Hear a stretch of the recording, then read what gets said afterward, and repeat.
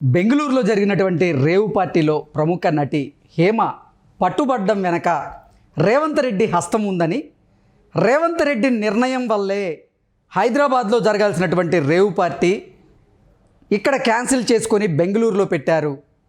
అందుకే అక్కడ ప్రముఖ రాజకీయ నాయకులు అలాగే ప్రముఖ సెలబ్రిటీలు కూడా పట్టుబడాల్సి వచ్చింది. సో అందరూ పట్టుబడడం వెనక రేవంత్ రెడ్డి గారి హస్తం ఉంది అంటూ రకరకాలుగా వార్తలు వస్తున్నటువంటి నేపథ్యంలో అసలు రేవు పార్టీకి రేవంత్ రెడ్డి గారికి సంబంధం ఏంటి, సినీ నటులు అలాగే ప్రముఖ రాజకీయ నాయకులు పట్టుబడడం వెనక అసలు ఏ విధంగా రేవంత్ రెడ్డి గారి హస్తం ఉంది అనే అంశాలకు సంబంధించి మనతో మాట్లాడేందుకు ప్రముఖ రాజకీయ విశ్లేషకులు కృష్ణకుమారి గారు మనతో ఉన్నారు. మేడంతో మాట్లాడదాం. మేడం నమస్తే. మేడం నమస్తే. మేడం, బెంగళూరులో జరిగినటువంటి రేవు పార్టీలో నటి హేమ అలాగే కొంతమంది రాజకీయ నాయకులు కూడా పట్టుబడినటువంటి నేపథ్యంలో వాళ్ళు పట్టుబడడం వెనక రేవంత్ రెడ్డి గారి హస్తం ఉంది. రేవంత్ రెడ్డి గారి నిర్ణయం వల్లే ఇక్కడ జరగాల్సిన రేవు పార్టీ బెంగళూరుకి షిఫ్ట్ అయ్యింది అంటూ రకరకాలుగా వార్తలు వస్తున్నాయి. ఏంటి మేడం అసలు? ఇది వాస్తవం అండి. మామూలుగా అయితే టీఆర్ఎస్ ప్రభుత్వం ఉన్న రోజుల్లో రేవు పార్టీలు బాగా జరిగినాయి. హైదరాబాద్లో డ్రగ్స్ విచ్చలవిడిగా వచ్చినాయి. చాలామంది డ్రగ్ పెడ్లర్స్ వాళ్ళు దొరుకుతూ ఉండేవాళ్ళు. అప్పుడప్పుడు ఎస్ఓటి పోలీసులకి మనం అప్పుడప్పుడు వార్తల్లో కూడా వింటుండేవాళ్ళం. రేవ్ పార్టీలని భగ్నం చేసిన పోలీసులని, ఇలా అడ్డంగా బుక్ అయిన రేవ్ పార్టీ నిర్వాహకులని, ఇలా రకరకాల శీర్షికలన వార్తలను మనం చూసేవాళ్ళం. అయితే ఇప్పుడు తెలంగాణలో ఒక ప్రత్యేక పరిస్థితి ఉంది. కాంగ్రెస్ ప్రభుత్వం వచ్చిన దగ్గర నుంచి వాళ్ళు వచ్చిన రోజునే చెప్పారు, మేము డ్రగ్స్ పైన ఉక్కుపాదం మోపుతాము, డ్రగ్స్ వ్యాపారాన్ని మట్టుకు సహించేది లేదు, ఇలా రకరకాలుగా వాళ్ళు చెప్పటం జరిగింది. సరే అందరూ ఇలాగే చెప్తారులే. ఇప్పుడు పోయినసారి కూడా కేసీఆర్ ఏం చేశాడు, ఏదో ఒక సంచలనాత్మకమైన వాతావరణం రాజకీయంగా ఉన్న సందర్భంలో దాన్ని డైవర్ట్ చేయడం కోసం ఈ డ్రగ్స్ని తెర మీదకి తీసుకుని వచ్చి ఒక 15-20 రోజుల పాటు, ఒక నెల రోజుల పాటు మొత్తం హల్చల్ చేసి పారేసేసి ఇంకా ఆ వార్త తప్పితే ఇంకో వార్త లేదు అనేది చేశాడు. మామూలుగా కేసీఆర్కి ఇది అలవాటే. ఏదైనా ఒక ఇబ్బందికర పరిస్థితి నుంచి బయటపడాలి అంటే ఇంకేదో ఒక వాతావరణాన్ని సృష్టిస్తాడు. ఇప్పుడు మియాపూర్ భూముల కొనుగోలు విషయంలో రిజిస్ట్రార్లని అరెస్ట్ చేయించడం, నానా హంగామా గందరగోళం జరిగింది. చాలా వేల కోట్ల భూ కుంభకోణం జరిగితే దాని నుంచి ప్రజల్ని దారి మళ్లించడానికి ఈ డ్రగ్స్ కేసుని తీసుకుని వచ్చి జనాలు కూడా ఏమనుకున్నారంటే, ఏమో తెలుసో తెలియక మా పిల్లలు కూడా డ్రగ్స్కి అలవాటు పడిపోతారేమో, అలాంటి విషయంలో నుంచి రక్షించాడు కేసీఆర్, నిజంగా మహానుభావుడు అని చెప్పి వాళ్ళు కూడా అనుకున్నారు. అనుకుని ఆ సంతోషం ఎక్కువ కాలం నిలబడలా. ఎందుకంటే ఆ కేసు కొన్ని రోజులు హడావుడి చేసి తర్వాత ఏమి సూయి లేకుండా అయిపోయింది. సరే ఇదంతా ఇడిదిరిగి వచ్చి కేటీఆర్ మీద కూడా వచ్చింది ఈ డ్రగ్స్ విషయం. దానికప్పుడు చాలామంది ఛాలెంజ్ కూడా చేశారు. అప్పట్లో కాంగ్రెస్లో ఉండేవాడు కొండా విశ్వేశ్వరరెడ్డి గారు, ఆయన ఛాలెంజ్ చేశారు. నేను మాట్లాడడం మొదలెట్టాకే కేటీఆర్ దుబాయ్లో క్షవరం చేయించుకుంటున్నాడు, హైదరాబాద్లో క్షవరం కూడా చేయించుకోవట్లేదు అని చెప్పి, ఇలా ఎవరికి వాళ్ళు వచ్చిన పరిస్థితుల్ని వాళ్ళకు అనుకూలంగా మార్చుకుని మాట్లాడిన సందర్భాలు చూశాను తప్పితే నిజంగా సమూలంగా ఆ పరిస్థితిని రూపుమాపాలి. ఆ సమస్య నిజంగానే డ్రగ్స్ అనేది చాలా పెద్ద సమస్య. ఆ సమస్యని రూపుమాపటానికి ఎవరు ప్రయత్నం చేసింది లేదు. ఎవరికి వాళ్ళు దానివల్ల ఆ ప్రచారం వల్ల వచ్చే లబ్ధిని చేకూర్చుకోవాలని చూశారు తప్పితే, మనకెలా ఉపయోగపడుతుంది, ఎలా లబ్ధి చేకూరుతుందని చూశారు తప్పితే, అసలు ఇది సంఘ విద్రోహ చర్యలు ఇలాంటివి, ఇది సమాజానికి మంచిది కాదు, పిల్లలకు అసలే మంచిది కాదు, అది ఎవరు ఆలోచించలా. అందుకే ఆ సమస్య అట్లే ఉంది. సార్ చివరికి ఇది ఒక పైలట్ ప్రాజెక్ట్ కింద రేవంత్ రెడ్డి తీసుకున్నారు. అంతకుముందు ఎట్లా అయితే పేకాట తెలంగాణలో ఆడటానికి వీల్లేదు అని పేకాట క్లబ్బుల్ని ఎప్పుడైతే కేసీఆర్ నిషేధించారో అలాంటి పరిస్థితి ఇప్పుడు రేవంత్ రెడ్డి ఈ డ్రగ్స్ విషయాల్లో పట్టుదలగా ఉన్నాడు. మరి ఈ పరిస్థితుల్లో, ఇలాంటి వాతావరణం ఉన్న పరిస్థితుల్లో రేవ్ పార్టీలు హైదరాబాద్లో జరిగితే గనక వితౌట్ డ్రగ్స్ రేవ్ పార్టీ చేసి ఉపయోగం లేదు. అసలు రేవ్ పార్టీ అనే దానికి చట్టంలో అనుమతి లేదు. ఇది చట్ట వ్యతిరేకమైన చర్యే.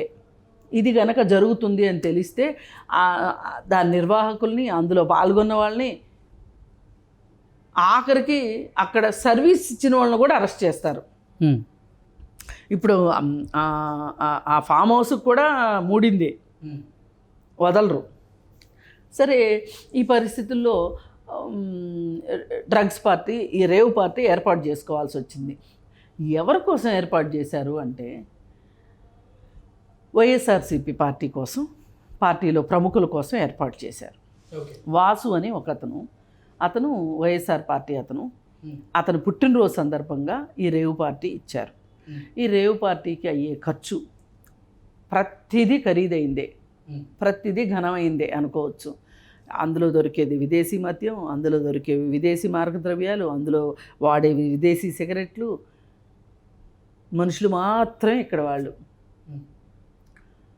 మరి ఈ పరిస్థితుల్లో ఎవరు చేయగలరు అని చూస్తే, ఇప్పుడు ఈ వేరే దేశాల నుంచి డాన్సర్స్ని రప్పించడం కావచ్చు, ఈ డ్రగ్స్ తోటి లింక్స్ ఉన్న వాళ్ళు కావచ్చు, లేదు అంటే కనుక ఏదైనా సరే ఎదుర్కోగలిగిన ఒక ధీమా ఉన్నవాళ్ళు కావాలి. వాళ్ళు ఎవరయ్యా అంటే సినిమా వాళ్ళు. ఇలాంటి పార్టీలు జరిగే ప్రతి చోట సినిమా వాళ్ళే ఉంటారు. వీళ్ళకి డ్రగ్స్ వాళ్ళ కొలాబరేషన్ తోటి జరుగుతూ ఉంటాయి. ఇప్పుడు అందుకోసం హేమని ఎన్నుకున్నారు. ఇప్పుడు హేమ బెంగళూరులో ఈ పార్టీ అరేంజ్ చేసింది. అరేంజ్ చేసినందుకు గాను, ఆ కష్ట నష్టాలు ఆవిడ భరించినందుకు గాను ఆవిడకి భారీగానే డబ్బులు ముట్టుంటాయి. ఓకే, సరే, అరేంజ్ చేసింది వైఎస్ఆర్సీపీ వాళ్ళ కోసం అయినప్పుడు వచ్చే గెస్టులు కూడా ఎంతో కొంత ఆ వైఎస్ఆర్ పార్టీకి సంబంధించిన వాళ్ళు అవడంలో పెద్ద విచిత్రం ఏమీ లేదు. దానిలో కాకాని గోవర్ధన్ రెడ్డి ఉన్నాడు. ఉంటే ఆయన ఇమ్మీడియట్గా రెస్పాండ్ అయ్యి, నా కారు దొంగతనం చేశారు ఎవరో, నా కారు వేసుకుని ఆ రేవ్ పార్టీకి పోయారు అని చెప్పి ఆయన మామూలుగా వీళ్ళు ఏమనుకున్నారంటే ప్రజలకు అబద్ధాలు చెప్పినట్టు, ప్రజలకి మేనిఫెస్టోలో పెట్టినవి కాకోకుండా మోసం చేసినట్టు అనుకున్నారు వీళ్ళు. ప్రజలకు చెప్పినంత అబద్ధాలు ఈజీగా పోలీసులకు కూడా చెప్పొచ్చు అనుకున్నారు, మీడియాకు కూడా చెప్పొచ్చు అనుకున్నారు. అది చెప్తే అదంతా వట్టిదే అని తేలింది. ఎందుకంటే ఆయన పాపం ఎట్లా పండిందంటే, మామూలుగా కూడా నా కారు ఎవరో వేసుకెళ్ళారండి అంటే కూడా మనం కూడా అనుకోవచ్చు, నిజమేనేమోలే, ఎవరో తీసుకెళ్ళి ఉంటారు ఆయన కార్ని అని కొంచెం ఉపేక్షించడానికి అవకాశం ఉండేది. కానీ ఆయన పాపం ఎట్లా పండిందంటే, ఆ కారులోనే ఆయన పాస్పోర్ట్ ఉంది.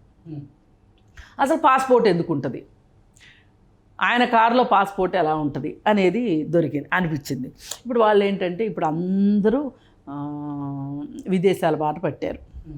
వైఎస్ఆర్ పార్టీ వాళ్ళు కావచ్చు, వేరే పార్టీ వాళ్ళు కూడా కొంతమంది వెళ్ళారు. వీళ్ళందరికీ ఏంటి అంటే, విదేశాల్లో రెస్ట్ తీసుకుందాం, ఇన్నాళ్ళు బాగా కష్టపడిపోయాం కదా పాపం, రెస్ట్ తీసుకుందాం అని చెప్పి వీళ్ళంతా విదేశాలు వెళ్దాం అనుకున్నారు. సరే, ఎలాగో విదేశాల్లో విలాసాల సంగతి ఎలా ఉన్నా కానీ ఈ భారతదేశంలో వెళ్ళే ఫ్లైట్ ఎక్కబోయే ముందు కూడా ఇక్కడ ఒక విలాసాన్ని అనుభవిద్దాం అనుకున్నాడు ఆయన. రేవ్ పార్టీకి వచ్చాడు.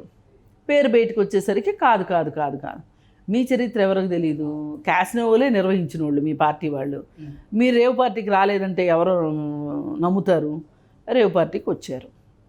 ఇలా ఇంకా కొంతమంది, అలాగే పాపం అందులో లేని వాళ్ళ పేర్లు కూడా, హీరో శ్రీకాంత్ పేరు, అలాగే జానీ మాస్టర్ పేరు, ఇట్లా పాపం శ్రీ విష్ణు పేరు, ఇట్లా వచ్చినాయి. పాపం వాళ్ళు లేరు.